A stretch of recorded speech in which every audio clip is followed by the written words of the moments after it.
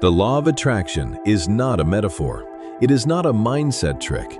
It is not positive thinking dressed up as spirituality. It is a functional principle of reality.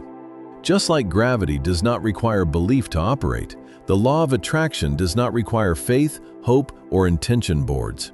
It responds to state, not desire. It responds to being, not wanting. And most people fail not because they want the wrong things, but because they are operating from the wrong level of consciousness. This is not opinion. This is observation. Most people think manifestation begins with thought. That is incorrect. Thought is a surface phenomenon. Thought is downstream. Manifestation begins with identity. Not the identity you consciously claim, but the identity you unconsciously inhabit. Reality does not respond to what you say you want. Reality responds to what you are. And what you are is revealed by your emotional baseline, your habitual reactions, your default assumptions about life. This is where the law of attraction becomes uncomfortable, because it removes excuses. It removes the idea that the universe is testing you, or that timing is wrong, or that manifestation is selective. The universe does not withhold, it mirrors. And it mirrors without judgment. One of the most misunderstood aspects of the law of attraction is the role of time. People assume manifestation happens in the future. That assumption alone breaks alignment. Reality is generated now, always. The past exists only as memory. The future exists only as projection. Both are mental constructs. The present moment is the only point where perception, awareness, and reality intersect. When consciousness is fragmented across time, power is fragmented as well. This is why anxiety weakens manifestation. This is why regret anchors people in repetition. This is why waiting energy produces delay. Manifestation does not require effort, it requires coherence. Coherence between what you think, what you feel, what you assume, and how you move through the world. When those layers conflict, reality reflects conflict. When they align, reality reorganizes. This is not mystical, it is structural. Another major block is the identification with pain. Pain itself does not block manifestation. Pain is neutral. What blocks manifestation is identity fusion with pain. When someone says, "This is just who I am because of what happened," they are collapsing awareness into memory. They are turning an experience into a self-definition. Reality then reflects continuity, not change. Because the law of attraction does not respond to intention, it responds to continuity of state. If the internal state is anchored in victimhood, reality will keep presenting confirming evidence, not as punishment, as consistency. This is where most spiritual teachings soften the truth, but reality does not soften. Blame is another structural interference. Blame externalizes causation. The moment causation is placed outside the self, agency collapses. This does not mean external events are imaginary. It means interpretation determines outcome. Two people can experience the same event and generate entirely different realities from it. Why? Because perception precedes manifestation, always. The ego thrives on blame because blame preserves identity. Blame protects the story. But the story is not who you are. It is a narrative the mind repeats for continuity, and continuity is exactly what reality mirrors.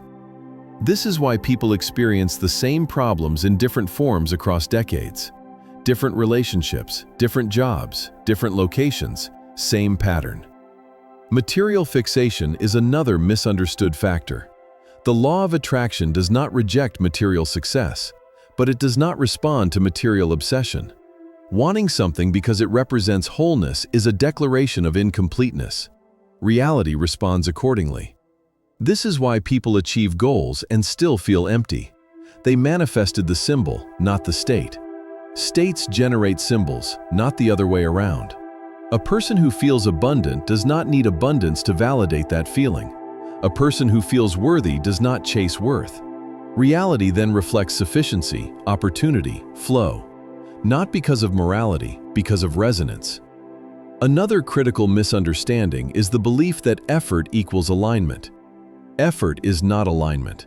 Effort is compensation. Alignment is felt as clarity, not struggle.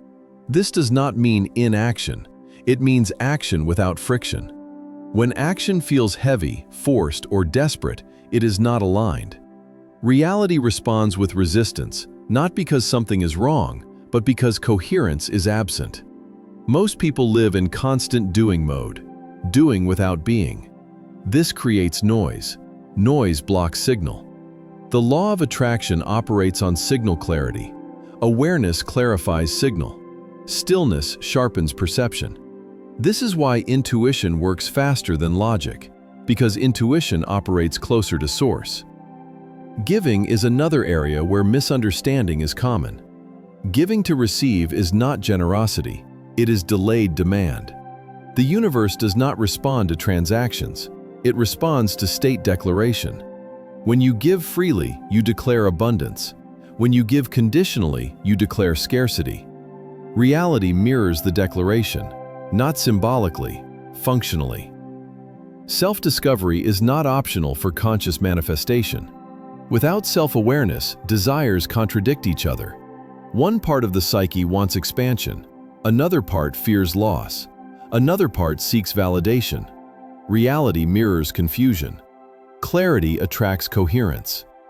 The law of attraction is not about creating a better future. It is about dissolving internal contradiction. When contradiction ends, reality reorganizes automatically. This is why sudden shifts happen without visible effort. The shift happened internally first. This is the part most teachings avoid. You cannot out-manifest your level of consciousness. You cannot visualize your way out of identity. You cannot affirm against belief. Reality is not persuaded, it is synchronized. When awareness stabilizes, when identity loosens, when perception becomes neutral and present, manifestation becomes secondary. Life responds before desire is verbalized. Opportunities appear. Connections align. Timing adjusts. Not magically, structurally. The law of attraction is not spiritual optimism. It is existential mechanics. It is not about hoping reality changes. It is about understanding that reality has been responding accurately all along. Once that is seen, blame dissolves, effort relaxes, and alignment becomes natural. The universe does not test you, it reflects you. Not emotionally, not morally, precisely.